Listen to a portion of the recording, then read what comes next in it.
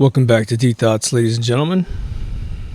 On this episode, we're going to ask the critical question that even though I've made several dream episodes, I haven't really asked the most fundamental question, which is so unlike me, isn't it?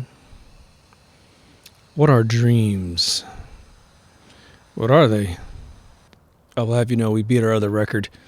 It's 38 degrees out now. Let me give you a little bit of background. For those of you who've watched the show for a very long time, this background is not new to you. I dream exquisite dreams, super unbelievable, intense dreams, which in most cases bears a direct similarity to reality. And so when I wake up in the morning, I have to be birthed into this universe. It's an extremely interesting process. It is judging from my friends I talk to, and I have some friends that have dreams that I think surpass mine by quite a bit. But mine are, it's just like when I go to bed. If any of you've seen the episode, and I forgot what it is, it's in the Next Generation Star Trek series where this probe floats up to the Enterprise and Jean-Luc Picard gets yanked into this alternate reality where he lives the remainder of his life all the way to old age, lives with this colony. This is not going to hurt anything for you if you haven't seen it. This is pretty much the setup. And then he does manage to come back, of course. Everybody assumes that. The show's going to go on. He's not going to die in this alternate world. But he lives a full life inside this probe. And we know this the whole time. The story that's in the probe is what's interesting, of which I will not tell you. But it's actually one of the very first episodes where they did not play the closing credit music as the show exited. He played something else, which I'll let be a mystery for you who haven't seen it, who have an interest in seeing such a thing. He plays it out of a piccolo sort of instrument. Every time I see that episode or think about that episode or have a dream, it reminds me of every day I wake up, usually. And I think most people have that sort of experience, which is why I'm going to make this episode and liken all of our experiences to this alternate universe. So what is a dream? Well, if you talk to scientists, what can they possibly tell you? Well, you have the psychiatric side of it, the Freud side of it, who really came first because we didn't have a bunch of equipment to hook up to the mind to see the electrical activity of the brain during a dream. I don't believe so during his time. So he came at it saying, okay, well, he came up with a bunch of sort of updated modern interpretations of what dreams mean. I think some people do take what's going on in their real life and somehow manifest it into their dream. I'm not completely devoid of that. Like I said, the time that happens with me is mainly if I played a particular type of video game with a particular type of mechanic over and over and over again. What really happens in that scenario is that I don't have a dream like normal. I don't go to my alternate universe and live with my alternate dream people. I go into this sort of repeated level. I'm staring down at the game, and it just goes in a circle, goes in a circle, goes in a circle. So I don't really have a dream. There's nobody really in the dream. As this siren goes nuts in the background. I forgot how late it is. It's a little after 3 o'clock in the morning. You know, you just got to record when you got to record, right? So there seems to be this situation that Freud is correct in, that we do have a direct participation in our dreams. Why else would I have a dream about a mechanic? But now, what if I completely relax and I've had a good day and I go into my dream and I have no preconceptions about what's going on? When I get inside my dream, it's always a mystery of like, oh, where am I? Oh yeah, okay. We're in this building, we're on this vacation, we're in this ranch, we're in this beach house, we're at a lake house, you know. When I have a normal dream, personally, for me, meaning not a frustration dream, I don't really have nightmares anymore. There's definitely some moments when scary things will happen in my dream, but I just get so fucking into it now. It's crazy. If there's a monster in my dream, I'm like Roy Batty going after the motherfucker, you know? And guess what? It never wins. It never wins, ever. Now, sometimes I like to do cat and mouse games with dreams where I'm having like an alien invasion dream. I've had that several times, especially after I saw Battle Los Angeles, which I just mentioned in a previous episode. I created my own sort of version of those aliens, and it was fun. I was in some sort of military base, and it was totally unprovoked, and no one knew this invasion was coming. I was outside at first on this beach, and I guess this base was against a beach, which makes almost no sense, but that those exist. But this was interesting. So I'm out there, and there's sort of like some things that I guess were buildings, and they got blown up a little bit. And so I'm in sort of the foundation of this building that's missing a roof. It's only like a single story kind of storage facility or whatever it was. Broad daylight. That was the best part. It was broad daylight, and I'm looking out over the beach, which is what the movie does. There's a big invasion from the water, and you know they're there, and fuck, man, we got these weapons, and they got weapons, and finally I was realizing, wow, a bunch more are coming, and we're not prepared. So I'm gonna go inside. And so everyone inside's going nuts. They're running down the hallways trying to figure out where to go, and I looked just inside this one firewall door. You know, it's like a good firewall made of cement, you know, and you can tell there's like a big door, a big sealed door, almost like a ship door. And they hadn't closed it or anything, but I went inside there and turned left, and I look inside, and there's sort of like this infirmary, like a little tiny medical room, probably, I don't know, 8 to 10 feet wide and probably about 20 feet long. And it had a window way up on the top that was kind of old and dirty. At least I think it was. But the whole thing looked like it was meant to be sealed. Like it was meant to keep people in there and keep them safe. And my brain was probably inventing it, right, because we needed it to happen. But everything was round steel inside the room, as if when this building was built, that was some module that was pushed in and then cemented in, right? And so I go in, and I notice it's a safe place. I mean, you know, relatively speaking to what else is going on out there. And so I'm in the hallway, and I'm trying to, you know, get people to come inside. We managed to get about half a dozen people inside, and then the hallway went empty. And so I'm like, help me, guys. Boom, we closed this door. And it was so exciting that these aliens were out there, and we'll just see if they find us, right? The dream ended fairly shortly after we got in there. But I do remember, you know, I could hear them outside. And I was just wondering, are they going to clear? I mean, you would think they'd clear out all the rooms that were open before they go for a room that was sealed. So it kind of bought us some time. We got no weapons of any kind anymore. Whatever I had on the beach was gone. But part of my hope was that by slowing down the capture process, they would have time to relax themselves and realize that no one's armed in this room. And so you open the door and we can maybe talk about it or whatever. How naive I was during the invasion. And then, but again, my normal dreams have no one I know in it usually, except maybe a celebrity. I think I've said that in the past, you know. And then, but it's always super positive, right? It's never sad, usually. And if it's sad in maybe an endearing way. Like, I think I guys told you the one time I met my grandmother who had been passed for 25 years, and I was like a little kid, and I didn't realize I was a little kid until I spoke, and I heard my voice really small. And I was giving her a hug, and she's giving me a hug, and I'm like, Grandma, you're not in my world anymore. You're gone, you know. And I just held on to her until the dream ended, which was probably all of maybe 30 seconds. Still feel pretty amazing. So what could the scientists who study the brain be seeing? Well, I think that they are seeing merely the frequency echoes of how potentially our soul and our brain metabolize this stuff out of the universe itself, right? I know that might just be a big jump for anyone who's brand new to the show. Like, oh my God, here he goes. It's going to be about Jesus Christ. No, this is not a religious conversation whatsoever. At all. This is a biological, symbiotic man and his organized energy that is his identity, which is why the brain can never be really figured out by man because it's not really there. Who we are in our consciousness is not there.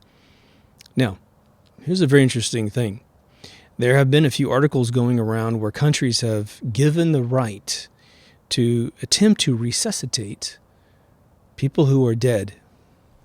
And, there's, if there's been someone who's been dead, let's just say for, an hour, and someone resuscitates that person with an electrical Frankenstein shock and they don't have any, they still have their identity, I might rethink how we are put together, okay?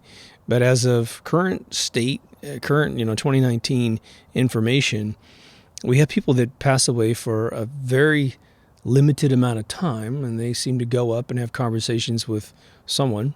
They do feel like they lift away from their bodies, and they see their bodies. That's what almost everyone says. And they return after someone says, this isn't your time. Or something happens, right? Now, whether that's some chemical reaction in the brain or whatever, I don't know. But again, you have to understand that the people, it's almost like the same people who talk about the Big Bang being real. They'll tell you over and over and over, the Big Bang's the way the universe started. Okay, motherfucker, yeah. And was it going to rain tomorrow? Oh, I don't know. Oh, well, so obviously you've got how the universe, was invented, figured out, right? But the idea is physics breaks down the closer you get to the actual bang itself, right? But they never tell you that. Their mathematical science, which is truth, okay? Math doesn't lie. It all breaks down. The theory falls apart right towards the beginning of the universe. And so, but they don't tell you that their whole system's fucked, right? Okay. When it comes down to the brain, the only thing that they seem to know how to do is how to damage and sometimes, on occasion, repair the brain or medicate you to change the way it functions, right? Well, if you had a soul and it attaches to the top of your brainstem, okay, right where your third eye exists, okay, your pineal gland of all things, then there's going to be a moment with just like a video camera that's taking analog outside data and turning into digital data. And then when it, like this microphone here is analog, but it goes down into a unit that transfers the analog into digital such that you can hear me later. That's why it sounds so rich and beautiful in this microphone. If I use the microphone in that camera, it would sound just, empty and weak and have no character. Okay. So at some point, your symbiotic other half, the one that stores all the universe's memories and data, which is why you have an infinite hard drive, it's going to have to transfer that into your biological system, into your nervous system. And then when that starts occurring, you start seeing the effects of it, right? How many of you have seen those blow-up things that are outside car dealerships where the dude's a big kind of like weenie guy and he just shakes in the wind? Well, down below is a fan, and the fan is blowing him against the winds of the day. And as the wind escapes, he changes shapes, right? Nobody questions how that works. Well, now, if you want to know how the wind is working, you look at the shape of the little tube thing, and you're like, oh, I see. Looks like he's got so much PSI and da-da-da-da-da. Well, that's all they're doing in a dream laboratory is looking at the effect of your body communicating with your soul, in my opinion, and manifesting out of the universe's data bank something that you might, be obsessed on seeing, right? One of my thoughts with having these reoccurring dreams after playing a video game, and it's usually like some little tablet game or cell phone game. And it's usually when you first find the game, you OD on the game and then you dream it. Unfortunately, I would love to have a Fallout 4 dream. Never had one. Played the game for 3.5 years. Played the preceding game 2 years. Right? Never had one dream of it. Would love to run around the wastelands, trust me. But now, what would it take for me to play this video game over and over? What's going on inside my mind? If you think of it sort of as a combination lock or something that's kind of a bunch of rotating, congruent circles of gears and wires and stuff inside my brain, metabolizing the electricity such that my mind can understand how to play the game and play it quickly if that's what I need to do or whatever. I have sent my mind into this pattern of electricity over and over and over again for hours and hours sometimes, right? Again, when you first get into the game, it's usually when I have a dream using the game mechanic, and after a while, I don't have that anymore. I'm not frustrated with it anymore. I'm like, yeah, I'm at level 130, whatever, and I don't care. I kill everything with one shot. Okay. But up until that point, I'm obsessing. And so then when I try to rest my mind at night, that churning doesn't slow down, right? It's like if you were to whip something really fast like water and you pull the spoon out or whatever, it still spins even though you're not spinning it. That's similar to your brain. So I think I'm taking that pattern into my dream cycle, which is why it recycles the theme of my game. Sometimes the artwork's right there. Most of the time it is. Most of the time it's artwork. Usually it's like top-down, tower defense games that get me really bad. But when I'm relaxed, I have real dreams. What I call real dreams, where I just let it happen. I let the universe bring me something, bring me a world. The dreams that I have don't overcompensate either. They don't try to be something that, I don't know. I mean, obviously, life has, its aches and pains, emotionally, physically, spiritually, whatever. And, my dream, I'm not having those. So it's nice that I can't carry the paradigm of suffering from this world into a dream world. When I was a kid and I had nightmares, I had two types of nightmares. I had nightmares where my toys were coming after me, and that's probably more because my father was scaring the shit out of me as a kid, because he was a kid too. And then later it became a kind of a disciplinary, I'm being held into an area, needed to do something, couldn't do it, and so it was probably, in my opinion, looking back and thinking about reincarnation, I am going from being a free, sentient adult, popping through a womb, and then having to concede that I don't get my way all the time. And so the theme of the dream was, okay, you're going to have to do what you need to do. And the idea that I couldn't do it in the nightmare was maybe simply because I didn't know how to satisfy people yet as a young person in the real world. And so I took that combination system, that was something maybe was frustrating me throughout the day, and I brought it into my dreams. But now here's the interesting thing. I pretty much sentiently remember my fucking life from age 3 up. I had this one, I don't know, my daycare, I know exactly how old I was because people asked me all the time how old I was. And I was like a real chill kid, man. I was just like, I'm 3.5, I'm maybe 4 next week or whatever. I wasn't, wasn't a ball baby. I fucking hated all the things kids did as a kid. I was like, London Bridges for me sound like a devil song. Carnival music sound like, some satanic room below the Vatican. There wasn't any fear of it. It was just, oh God, is this how you entertain your young people of your life force? Because this is really bad. Why don't we start thinking right away? Let's do some science right away. And so when my uncle started teaching me stuff, when I got into art, I was my own controller, right? I got a pen and I started, sketching, and then no one could stop me. If I wanted to make it photoreal, I did it, and I did it like 8 or 9 years old, right? And then when I got into painting, that was even better. I got color, and I did oil painting first, so like my canvas would stay wet between classes, So I'm not quite sure why those dreams lasted till I was probably about 7 years old. Really strange. But what kind of answers do we want from the question of what is a dream?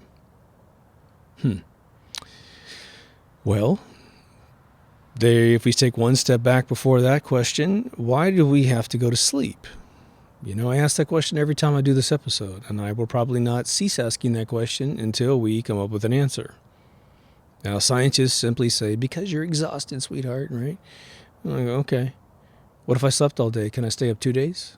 Nope. I'm on a biological clock, is what they say. All right. Sure seems like that's the case, isn't it? Like you will stay up, and then there's just this, when you try to break through the barrier of having your sleep upside down, I have to do it all the time. I need to do it right now. I need to go a whole 36 hours or whatever to get back to my normal sleep habits, right? I actually love getting up early. I love getting up at like anywhere between 5 and 7. I love it. Get a whole day's worth of work in before it's even lunchtime. That's a beautiful thing. And the whole world's kind of ticking on that level, right? Now, if you're creative and you're a night owl, then the thing is obviously about, like right now, I'm sitting in my backyard, right? I guarantee you 90% of this neighborhood is completely asleep if I haven't woken them up. And now I can hear my own thoughts, 100%. But now they're all dreaming right now, aren't they? Maybe. I also dream solutions sometimes. So there's another factor to it. I think I've told you guys in a previous dream episode many, many years ago that when I was, I don't know, it's probably 15 years old, I had a dream in my little town in Kansas, and I was an engineer. I was a software engineer, and I knew hardware fairly well, but I had a dream where I was playing a video game, a stand-up coin-op video game, and it's not technically before any of this technology existed, but it didn't exist at this location, especially the way it happened to me. But my parents came up to me in the dream and said, "Come on, we got to go." And I said, "Okay, let me save my game." And I pushed a button on the coin-op game, and it froze the game and downloaded onto a RAM stick that I pulled out and ran off with. This is 1985. And so when I woke up, I thought, man, that's a great fucking idea. And so obviously I was stuck in the middle of nowhere, no resources. I couldn't do anything about it. But what I started to think about was that, everyone was trying to make car stereos as great as possible. First there's 8-tracks, then there's cassettes, and then eventually they put CDs, into cars. But still, if you hit something hard, the goddamn thing would skip on the CD, or it would go quiet, right, until it caught back up with where it was, which was totally annoying. And so I'm sitting there, it's about 85, 86, and I'm thinking, Jesus, we need to put everything on a RAM stick. Then nothing's going to break. And I didn't even know, how much a RAM stick could hold, and I didn't know that RAM sticks were already inside of, your Atari 2600, your ColecoVision, your Intellivision. You could keep the standard amount of memory. You could use the standard amount of memory in the machine, but if you needed more space, for those of you who play the latest Black Mirror episode, you'll know this. You could put extra memory on the cart, but that increased the price of the product, right? You didn't really want to do that if you didn't have to, but almost everyone had to put something in there. By the way, I'll give you guys a little nerd fact you can share with your friends about that latest Black Mirror, the one where it's a choose your own adventure one. The kid is programming. I can't remember. I don't know what computer he's using. It looks almost like a Timex Sinclair, which has almost no memory and no functionality. But whatever. I don't know what unit that is. And the kid's code is on screen. And anytime you see the code on the screen in that show, I want you to look for something, because it's a bunch of bullshit. Okay? All the code looks pretty standard code, except you see a REM statement in the code. Now, if you watch the episode and you play it, there's a point every time you play it that these coders are complaining about running out of RAM for their game, and they're going to have to. In fact, there's even the conversation about installing the ROM, or installing more RAM into the cart from the Indian guy that runs the place, right? But look at the code carefully when you play it. Look for REM after a line of code. That stood for remark, and that was the way you made a comment in your code. Let me tell you, from being an old veteran back in the day, as a teenager, you never wrote REM statements. And why? Because every character takes up RAM, and the last goddamn thing you're going to do is eat up your 32K of RAM with a REM statement. You're never going to do it. All these guys are bitching and moaning about memory running out, and they got REM statements in their code. So there you go, a little gift from me to you with your friends and family. But we're forced to sleep. Every animal's forced to sleep. So what is a dream? Well, it doesn't seem like we're getting, I had some inventions in dreams. I know some of you guys have had that as well. But, animals go to sleep. Insects go to sleep. There's probably a couple species somewhere on this planet that don't sleep. I should look that up. But almost everything goes to sleep, if not everything. I don't know what a tree does. I guess he just chills out all day. But if we were all getting these sort of epiphanies while we sleep, then I think this world would be a shit ton better at being nice to each other, and the amount of inventions would just be pouring out of all the human beings in the world. I guess there could be a conspiracy on the backside that as we do ingest fluoride and a bunch of other toxins, especially breathing that shit from the sky, that perhaps we are being limited and ganked chemically from having decent dreams. Maybe everybody had epiphanies. Maybe Isaac Newton dreamed up most of calculus. Who knows? There's a rumor from the band Kansas, coincidentally. The number one song that Kansas ever wrote that made the most money, there's two really, but the second one is Dust in the Wind, and the first one, was Wayward Son. Carry on, Wayward Son is the first lyric in that song. The story goes is the album was in the can, all done. And the lead singer went to bed, exhausted, and had a dream. And he dreamed Wayward Son. And he came back to the studio and said, turn it all back on. I got this song. And boom, their best song they've ever written was born. Interesting. So what is a dream? I will tell you this. I started detoxing my body dramatically at 2005. I cut off aluminum deodorant. I cut off aspartame because I had a whole 12-pack unopened of Diet Dr. Pepper in my refrigerator when I made that decision. I stopped brushing with fluoride. And of course, we're getting fluoride in water, so it's really hard to avoid it in its entirety. But, stuffing it in your mouth is probably the worst way to avoid it, right? I spit it all out. No, you don't, honey. I literally gave away my microwave. Not that I cooked much in it anyway. It's a beautiful microwave, too. It looked like an HD TV. It was gorgeous. No more of that. Anywhere I go, if I'm at a coffee shop and they say, you want me to heat that up for you? I'm going, how do you heat it up? If they say microwave, I say, no, thank you. If they have one of those little rotisserie things where it goes in and falls out the bottom, no problem. I'll take it. Give me real heat. I don't use any fluorescent lights in my house. It was funny when I'm rewatching right now. I've moved on to Arrested Development, of which I've seen every episode, but my buddy and I are going through it one more time, and I forgot so much of it. It's fantastic. I wasn't really analyzing it before, but there's a episode in there where the sister gets in and takes over as office manager for the Bluth Enterprises place, and she turns off all the fluorescent lights and puts in all natural lights in the place, and she goes, isn't this much better? It's brilliant. Video game companies do not use fluorescent lights. We don't use them for one reason, in that they interfere with the color registry on your monitor. So your brain can't see colors properly if you're lighting it with fluorescent lights. So when I detoxed, my dreams became the dreams I'm talking about. So I want you to remember that, right? Now, a listener just asked me, and this is sort of on the theme. We'll get back to dreams here in a second because we have no time limits. A listener asked me if I had ever done an episode on the food that I consume. I thought, oh, that's interesting, right? I usually don't get that personal or think that whatever I'm picking is that interesting. You know a guy, those of you who listen to the whole thing, I talk about it every once in a while. I did do an episode on GMOs. In case any of you are interested, just go on the channel, search on GMO. It'll be in there. But, if you are trying to detox and you're getting anxiety about it because you're like, Jesus, everything's horrible. Well, you're right. Here's what I do. I definitely consume crappy food. It's just too difficult to get around it, right? I drink iced tea a lot.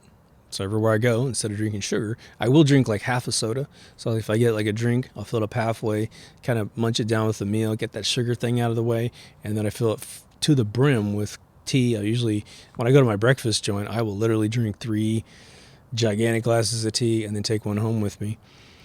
But I take vitamin C, powdered time-release vitamin C by Solera. It's a 1,000 milligram pill that gives me 500 right away and 500 over 8 hours, And then I take a B17 pill, which is a 250 milligram pill, usually every day. And that's how I back up my body with extra support so that my immune system can kick the living shit out of anything that's going on inside my body. But what I do is I try to find restaurants that are owned by families. And again, they have to buy stuff from, well, we have a place called Restaurant Depot. You have to have a membership to get in there. And you have to prove you own a restaurant because everything's cheap as hell in there, right? You buy a whole pie for like $15, and when it sells out the door, it's sold for $50 when you cut up all the slices, right? But I do look at the profile of these restaurants. I look at their commitment to health, and I will typically go, if I go, to a personally owned restaurant where I know the owners. They eat their own food. The one thing, too, you can do is look at the patrons who eat at restaurants. If they're completely overweight and disgusting, well, you just with moderation go to those places and go, I can't eat here every day or I'm going to gain 400 pounds. You look at the people who own the restaurant and see how fit they are, right? I have one Mexican place I go to where people aren't exactly the most fit, but then I get fish with a little bit of beans and rice, and so there's almost nothing there. It's fish. It's beautiful. I don't get cheese on anything. I find that my body really, really settled down once I got rid of cheese. It's cool. So, that's sort of my regimen. I drink tons of smart water, which has been, it's got I think it's reverse osmosis is what they say. So fluoride is not added to the water, and fluoride cannot survive the journey of this filtration process that they use to energize their water. I think smart water is probably a calling card to people who understand it, to say, if you're smart, you'll drink smart water because it doesn't have any fluoride in it. But there's a new water called lava out of Iceland, I think it is, and it actually says on the bottle, no fluoride. It's awesome, right? So buy that shit by the case if you can. Yet if you live in Europe, I think you guys did it right. You don't have a hell of a lot of fluoride. Don't let them fluoridate your water, because it's a medicine. It's a medicine of absolute toxin, and you weigh a different amount of weight than someone else, and no medication is going to be unanimous across human bodies, right? That's why they give you different dosages based on how big you are. That's why they weigh you when you go into a medical office, so that when they need to write prescriptions, it's based on your weight. But back to dreams. Here's, I think, the fundamental argument that we all have. Are dreams just throwaway events that have really nothing to do with life? You participate in them randomly based on your day's events. And are they all explainable, right? If you have a white unicorn in your dream, you're going to buy a lottery ticket and win? Well, I would say, to the degree you believe that, manifest that win, the answer is probably yes. As simple as that sounds. Whatever you believe in is usually what will start happening to you, right? That's why you want to get your mind straight, right? Now, as much as my dreams are really wild, and I have to make sure I put a disclaimer in here, I hate the overtone that maybe what I am trying to say is my dreams are great, yours aren't. Please understand that has nothing to do with what I'm trying to say here, okay? I'm just telling you that I actually struggle sometimes when I wake up with going, oh God, I'm back in this reality. Oh shit, okay. I mean, I love this reality, trust me. But the other ones, it's it's awesome, man. Are they throwaways? Are dreams throwaways? Well, I would say that to the degree that human beings need to be in a wonderful place that is essentially the same theme as one gets when one goes on vacation, whatever your vacation spot is. Some beach in Europe, because you already live there.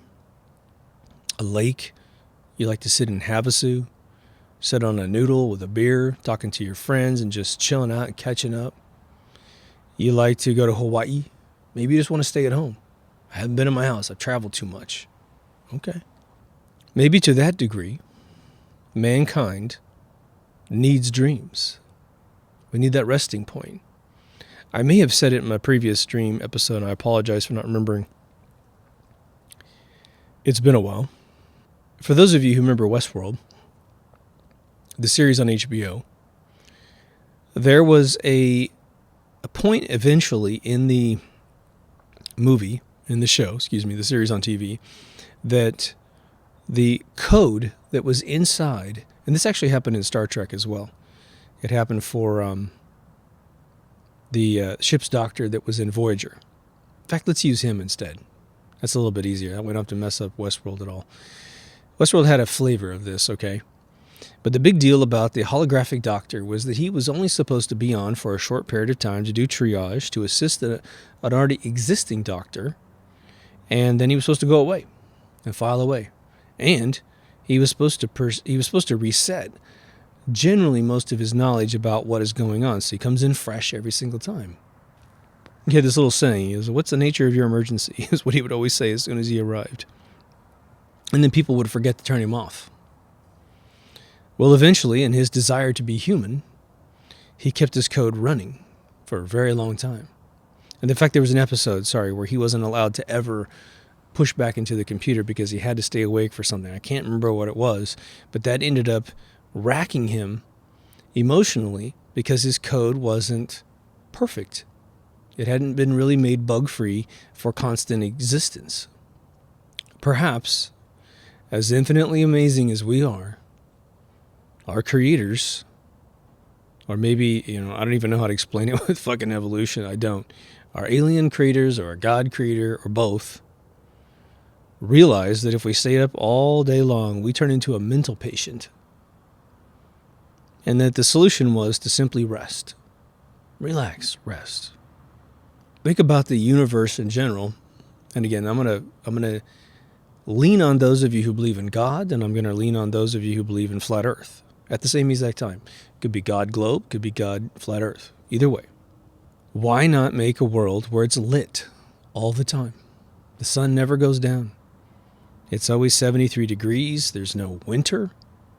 It's beautiful. There's no hurricanes. There's no tornadoes. It's beautiful. But that's not the world we live in, is it? And because we do have hurricanes and tornadoes, and there doesn't seem to be any logic in those things existing, it looks like we do live in a fairly free-form entity. It's being allowed to exist as it exists, warts and all. But we sleep. Everything sleeps.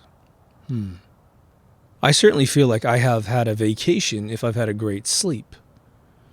And it's not just the rest. It's not just waking up going, God, I'm fucking ready to destroy this universe, meaning get all my dreams and make this thing happen, to own this baby, right?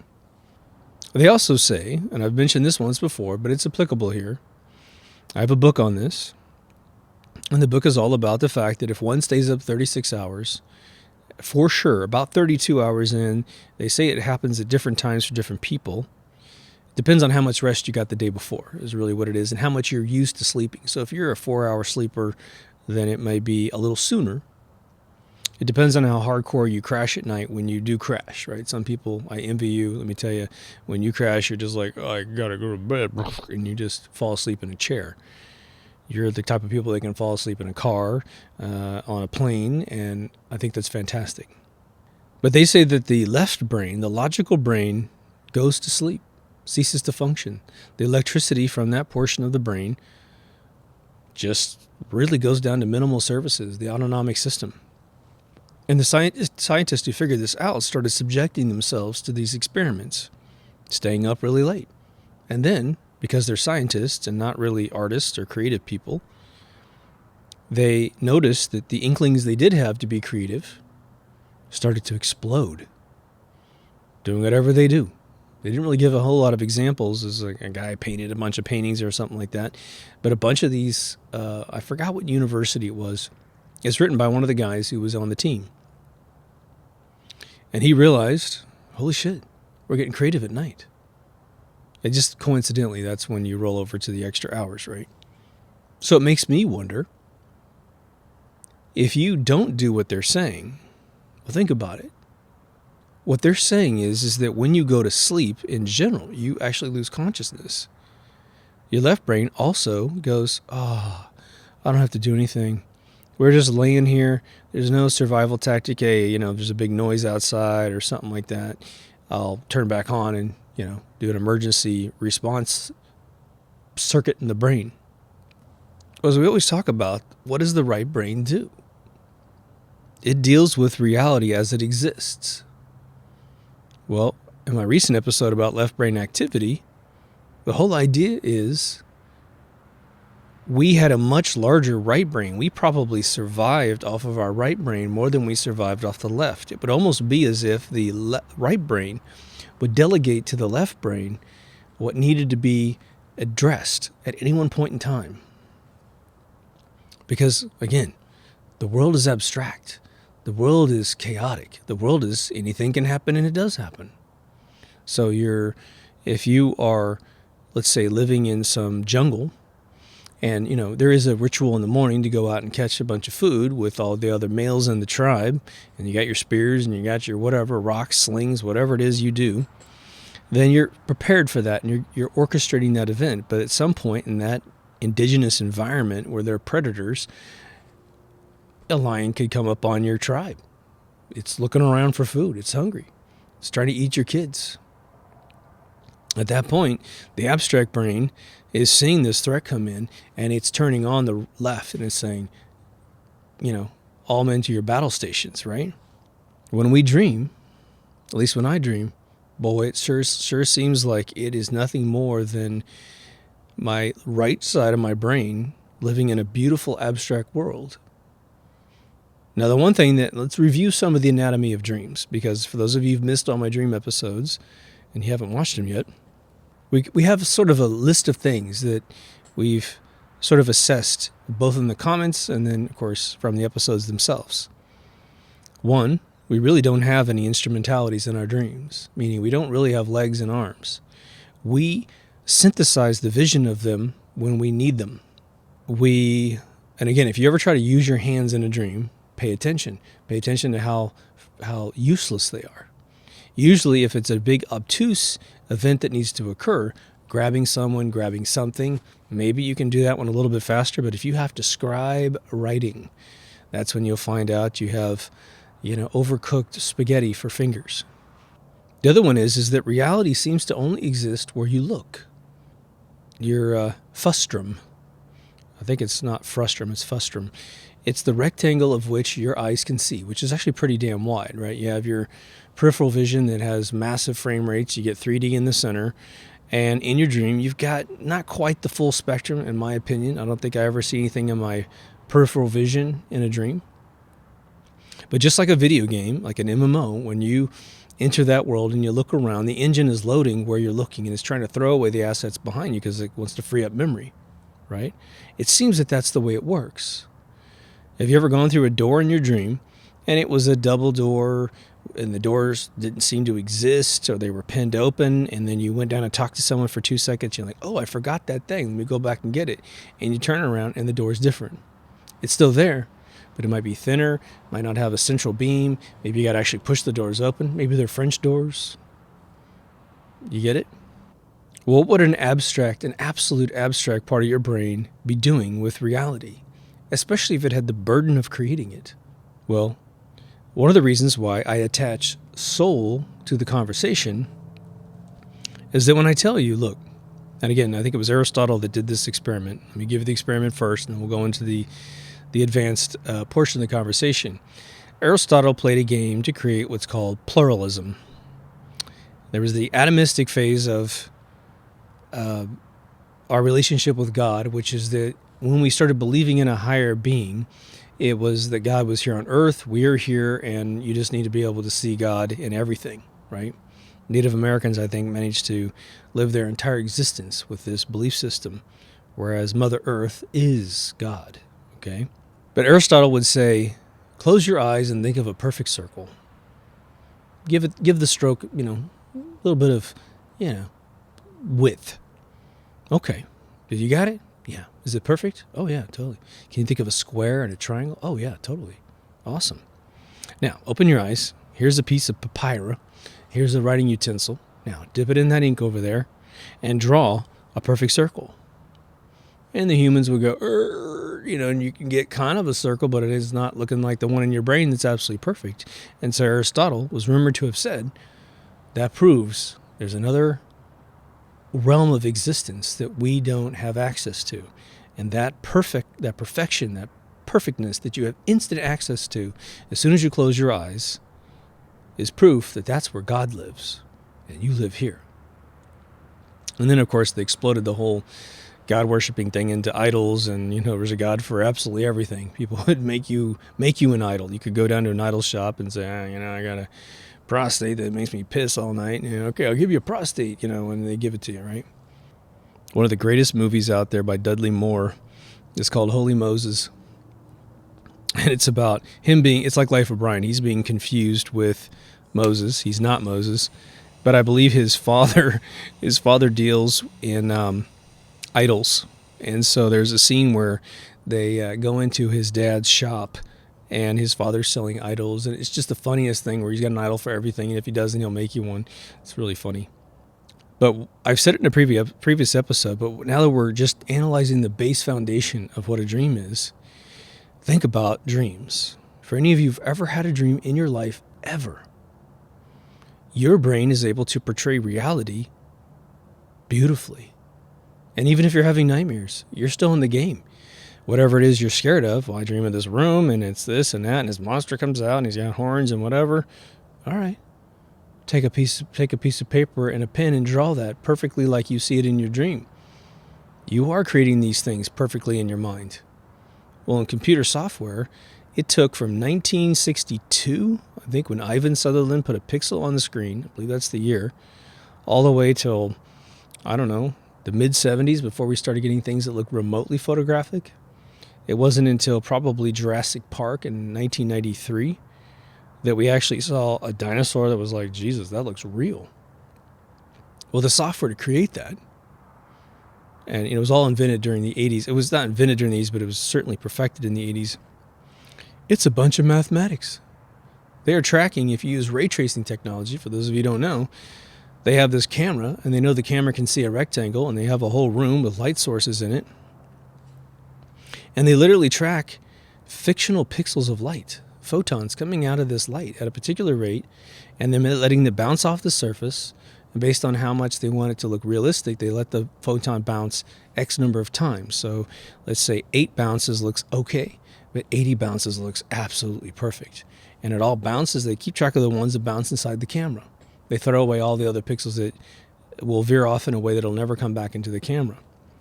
In video game engines, we had something called ray casting, which is that they would shoot photons out of the camera frustum from top left to bottom right, and it was doing this 60 to 120 times per second, and it was basically finding out what that pixel bounces into, and eventually informs the computer monitor that pixel's going to be this color. It was a hell of a lot faster than ray tracing. Well, your brain's doing that when you're asleep. Well, where's it getting all this horsepower? You want to tell me that the brain is responsible? What is it? It's a giant tube? When you look inside, there's nothing there? Where's the database? How do you remember a bunch of stuff? Oh, sure, they can open up the brain, and they can push back here on the back of the brain, and they can mess up your memories, make you get memories back. Supposedly they have a pill now that'll cure Alzheimer's. Probably just absorbs aluminum and pulls it out of your brain. It's probably turmeric, right? By the way, there's a rumor, and it was in one of the videos that was posted on our Facebook page. Another reason to get into it, because there's a lot of great information, as much as there's some funny-ass memes that get up there. And this doctor said that vitamin C is such a cure for cancer that they're going to try to make it a prescription-only drug. So if that shit ever starts hitting the deck, you need to get out and protest your ass off. And you need to buy the shit out of vitamin C, okay? A few episodes back, I stumbled onto something that has really resonated with me since I said it. And it's just one of those serendipitous things, right? The brain of a giant squid or a giant octopus is about the size of my pinky. It's a tube. That's all it is, right? Now, in order to explain the fact that these creatures are brilliant and they can escape from fish tanks, they watch a human being turn the door on a knob, and they will actually lift the top off of the fish tank, crawl down off the fish tank, run up to the knob and turn it, and walk the fuck out of the place, right? Amazing. Okay? All with a little sausage for a brain. Again, a giant squid has one the size of my pinky. What do you think the one is that's the size of like a little, bowling ball? Nothing. Teeny tiny. Like a little artery. that supposedly thinks. So the rumor is they're speculating at this point that there's neurons that are inside their arms, and so they're just trying to displace the idea that they don't have. It's really kind of a super revealing thing about them. But think about ants. Ants are absolutely brilliant, aren't they? Man, when there's like the floods in the jungle and the rainforest, they build these little bridges out of their bodies, and they know how to trap air by using the tension of the water. And so they create these little islands, and they float clear across until they find a better place on higher ground to build their nest. Come on, folks. Plus they're little hive mind dudes. They lay down a little trail of chemicals as they're looking for food, and once they find food, they switch the recipe of the chemical, and they lay that chemical all the way back, following the other trail to get back to the brood. And then everyone else goes, oh, someone found food, I'm smelling it. And they follow that secondary trail right to the food, and then they lay down a secondary trail, and eventually there's this beautiful highway of chemicals that all these little guys use to get to the food until the food arrives. And then they continue to go out to that spot until that chemical erodes, because no one's laying down the chemical, because they keep going out to the site and it's gone, right? I assure you, I'm just telling you, my instinct is we are a symbiotic being, and we need to start talking about it in everything that we do, at least in your own mind, because it is absolutely not taught in high school. It's not taught in college. I mean, you might get in some really cool paranormal class that's really into it and they're willing to go there, or some spiritual class or something. Maybe you have a cool college and they've got some Hindu that's talking about it. But we are two different things, and we make up one thing. The body dies and the soul continues forever. I mean, the thing is like, I remember, this is going to be undream related, but kind of related to the soul attachment thing for a second. I remember being 4 years old at my daycare, because I was wearing some really cool red pants, corduroy red pants. Let me tell you, man, I was so styling. Had a red shirt, red shoes. I was balling. And I remember they wanted to play games, and they wanted to stand in a circle and sing, some nursery rhyme or something. And I remember having to do it. I remember the other thing too, which is Red Rover. You created two lines and you'd send someone over. I don't remember how the game was played, but I remember just every single time this would happen. At 4, I'm sitting there going, this is the worst. I mean, this is like corny. I feel stupid doing this.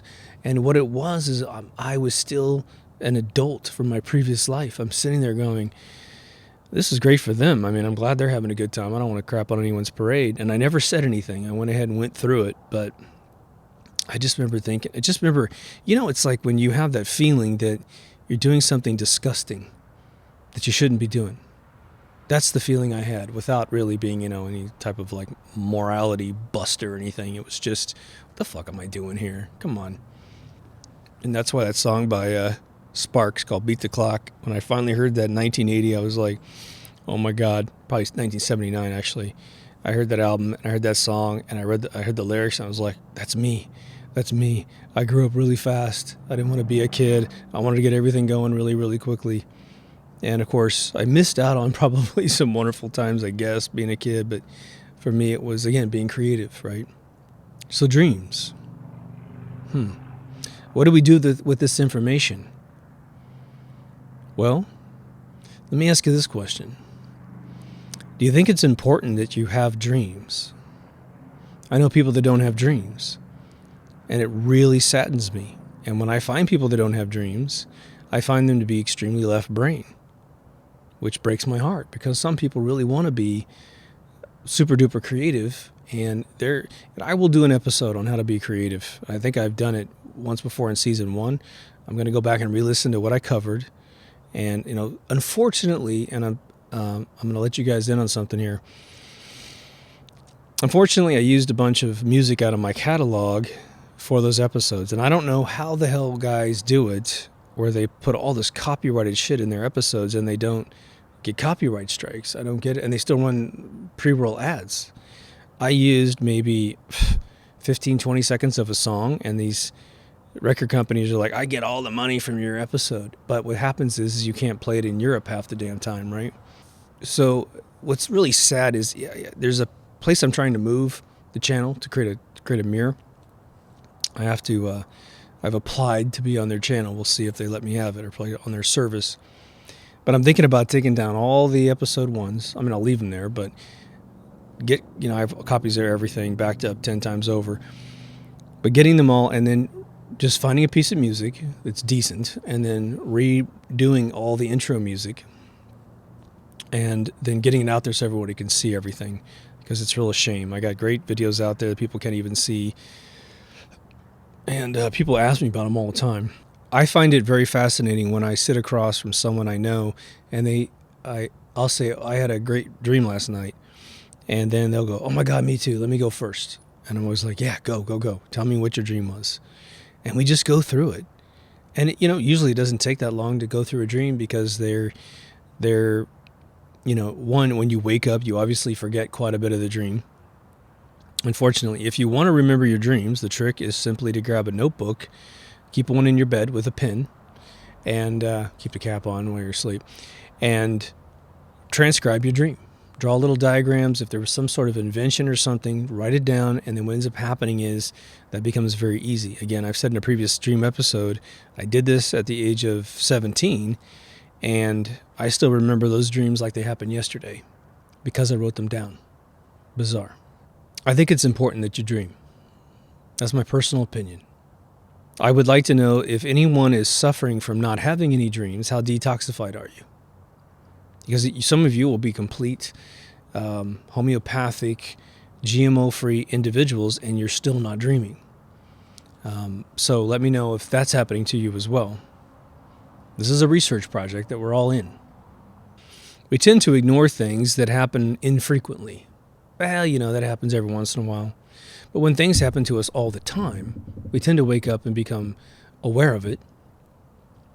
And then if it's harmful to us, we typically make changes to our lives to make sure that we cease to become harmed by it. If it's something that's great that happens to us, we tend to reinforce it, protect it, feed it.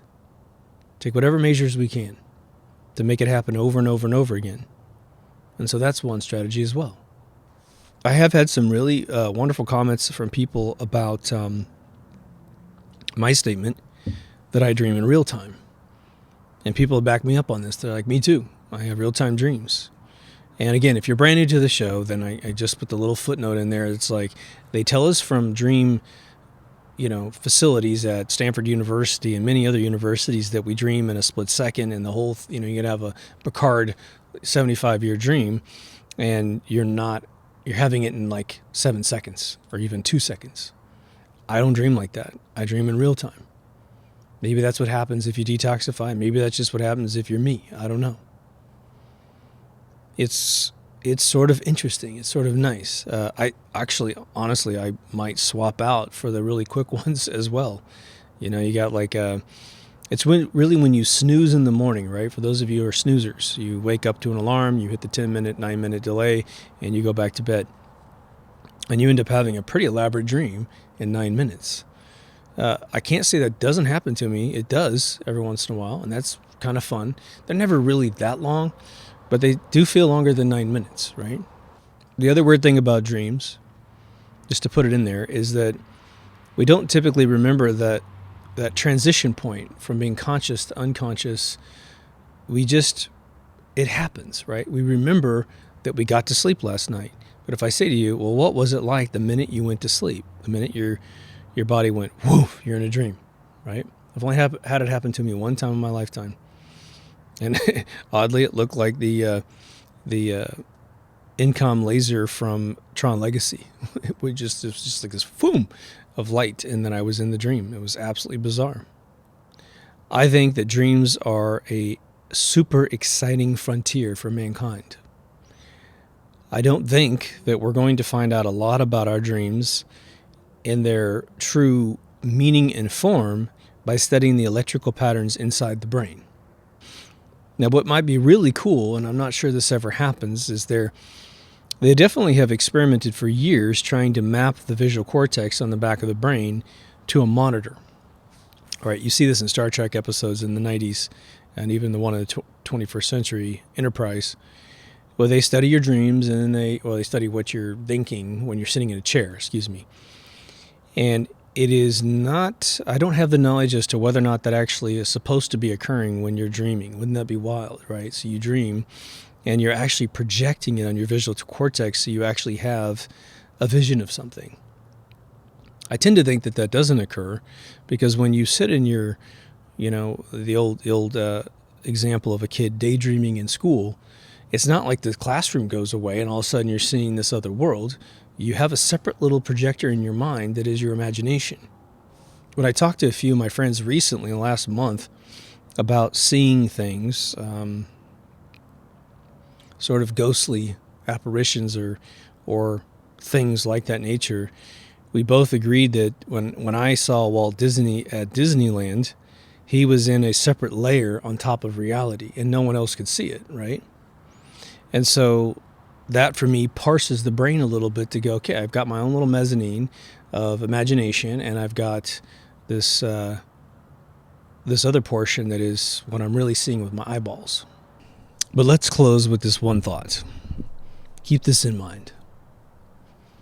I'm telling you that my categorical belief at this point in my life, I might change my mind, but right now it's pretty solid, probably more than solid, that we have a soul, and that it participates in our every being, that's what we really are, which is why when you feel your consciousness, it's bigger than your skull. What if dreams are simply moments when we visit our true origin, our true place? And it's not some sort of heavenly joint where you got, Peter and a big book and angels and big walls.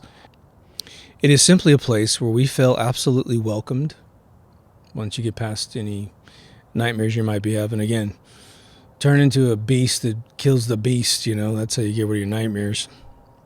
Speaking from experience, boy, it'll just transform your whole life, man. It's like nothing will hurt you. When guys jump out of planes, guys and girls both, jump out of planes and they land safely, man, they feel like they can conquer the world because, Jesus, they just jumped out of a plane and they survived, right? Same thing with conquering your nightmares. But once you get past that stage, and hopefully none of you are trapped in that stage, the souls that you're bumping into, what is reality? I'm projecting buildings and rooms and concerts and all kinds of weird stuff that appeals to me because that's what comforts me. I don't need much. I don't need much at all. What I really enjoy in my dreams is hanging out with the people and having just little tiny conversations, and everyone is, usually my dreams are a bunch of people trying to be creative. It's a strange thing. But we're not really necessarily creating anything, but we're all trying to work together on some goal. It's really interesting. I like it, right?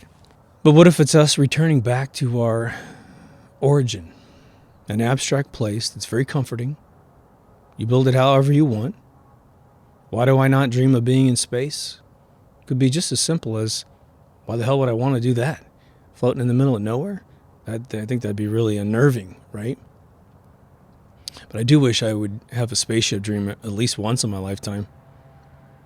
I've definitely imagineered, in my own brain, my daydreaming brain, those events. How cool it would be to be in that type of world. I think the only thing that ever got close to the dream, and you guys are going to laugh your ass off, is that Spaceballs, the movie, which at first when I saw it, I wasn't really paying attention to the movie and I didn't get any of its brilliance. There's the main Millennium Falcon, I believe, is an RV that the guy drives around, and I forgot the actor's name. But he flies around in an RV with, John Candy's character dressed like some weird dog character. And I think I had a dream of being in that RV. I think that was the closest thing I had to being in space. But I often wonder why there's toxification of the human mind, right? On a political level, on the world level, well, it's just to be docile, to have no resources to fight back. Why is vegetarianism pushed? To make you docile, to give you no energy. Now, maybe some people are already too aggro anyway, and they should probably go vegetarian just to relax a little bit. But for a lot of people, they tend to be fairly complicit, right? Now, again, there's always exceptions to the rule. We have a few listeners who have let me know that they're vegetarians. Some have let me know, I don't think I'm that healthy. I think I might start eating meat just to experiment with it. Again, if you're comfortable with your life, fuck everything I'm saying, right? I mean, seriously, ignore everything that I say if you're comfortable with your life, right? Hopefully that doesn't mean truth falls out of your camp. But if you're watching me this late in the video, I tend to think that you're a part of that game, the Great Awakening, right? I feel very balanced every day of my life, and I don't get everything I want in life, right? But I feel fairly balanced in life because I dream well. When I'm awake, I feel like, well, I just had a little vacation. I definitely would rather be on, Waikiki Beach for about 10 to 15 days. But if I got to work and I got to do what I got to do to survive, I feel comfortable. I want that for everyone. I want you to be in your skin and I want you to feel awesome, right? I want you to have so many options that it's like standing in front of your favorite vending machine in life and you're like, oh my God, I love every single candy bar, but I only got money for one. So I got to pick something and roll with it, right? But next week, I'm going to have enough money to buy a different one, right? Now, there is a curse. I will definitely tell you. This is off subject, but I'll just definitely tell you in closing here. The greatest curse in the world that I have found is being interested in everything. I've said this a couple times, so I want to say it again. I think that we do have to make choices in life because we have a finite amount of years that we can live. You got to plan things, right? Maybe for this 5-year, 10-year period, you're going to jump into one thing. And then if that doesn't work out, you got plan B, right? You've listed everything in your life that you want to experience 1 to 10 in accordance of importance, 1 being the top and 10 being the least important. And then just go down your list. Maybe you can do a few of them at the same time. But I think that when you stop and think, just silence everything else in your life. If dreams are interesting, you're listening to this episode and you're into it for over an hour, right? So it's something that's interesting to you. So think about it. Again, one of you is going to have the epiphany that we're all looking for. I'm looking for what's in your brain. You're going to make a decision and you're going to have this logical connection between things. Hopefully the information I'm giving you gives you a foundation, if you don't have one, for you to get to that answer. And then please, dear God, share it with all of us, right? I'll make an episode about whatever your epiphany is about dreams.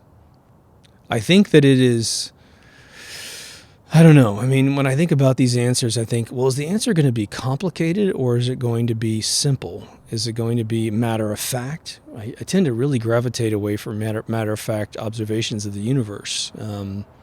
Well, it's just this. I hate those answers. Maybe it's true. Shit, I don't know. Maybe I'm just being difficult, right? I think that when we do hear the right combination of cause and effect as to why dreams occur, we're all going to have that aha moment, right? We're going to be like, oh, yeah. Why the hell didn't I think of that? It was right in front of my face the entire time, right? Sort of my personal belief about ether solving for all mass and energy in this existence. It is the most perfect thing, and it shows up everywhere now, right? We want to answer something like that, right? Anyway, I appreciate you guys making it this far. I hope you feel me on this one. If you haven't been to deepthoughtsradio.com, that's where all the episodes exist. Obviously, if you just join YouTube, it's all on there too. But if you guys like podcasting in your car or when you're just trying to go to bed at night, that's a great place to go to. For those of you who have bandwidth issues too, I want to make sure you guys understand that a video, depending on the resolution that's coming down and whether or not you connect your device to your local router in your house, which hopefully everyone's doing that because it removes you using your bandwidth on your phone. I find people all the time sucking movies down through their phones, through their backbone on their cellular network. And even if you might have an unlimited plan, they start ganking your bandwidth. It's nuts. So get on your router and then get it all for free and get it at high res, right? But for those of you who have to pull it into your car, get a podcast reader, download it into your device while you're at home, and then take it with you in your car so you're not streaming anything down. An episode, just so you know the numbers, okay, I upload about a 16 gig 4K file. It's about 12 to 16, depending if it's an hour and a half. But when I download it back, it's usually about 4 gig to 1 gig, depending on what kind of bandwidth it has. Some of the episodes are not getting encoded to 4K, even though I uploaded it, it's still 360. There's one like that. It's the vacuum one. Pisses me off because I got a lot of great comments I don't want to blow away. So I'm leaving that 360p piece of crap up there when it's really in 4K.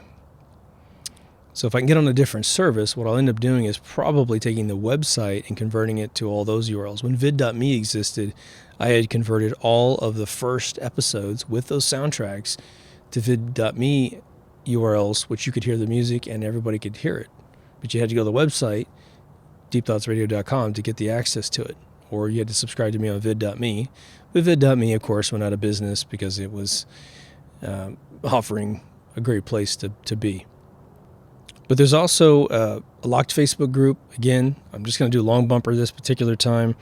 The locked Facebook group is a great place to go for fun conspiracy talk. Again, everyone is so cordial.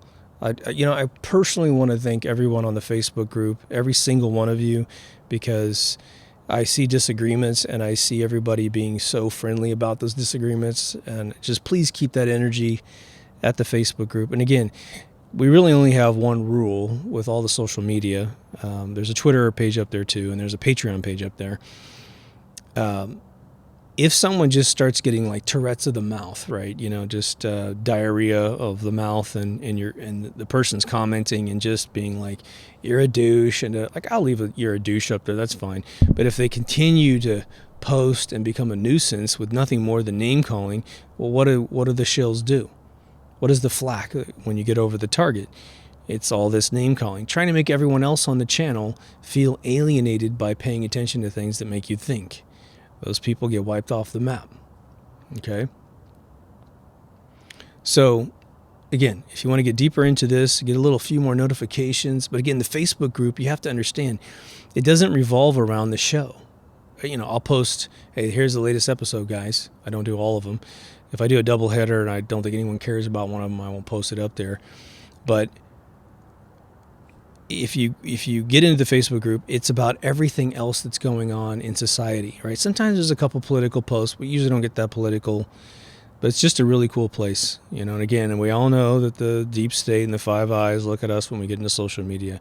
Good luck interacting with the universe if you want to get rid of that in your life. Again, hopefully QAnon is very real. By the way, he's posting again. And all this will be reset for us. But we're going to have to be vigilant, okay?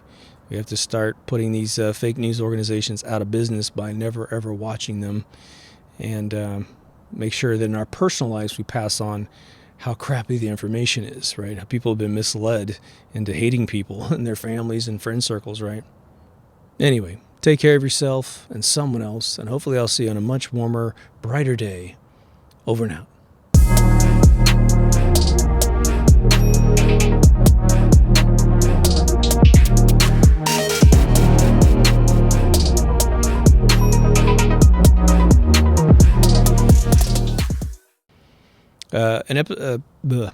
Reset.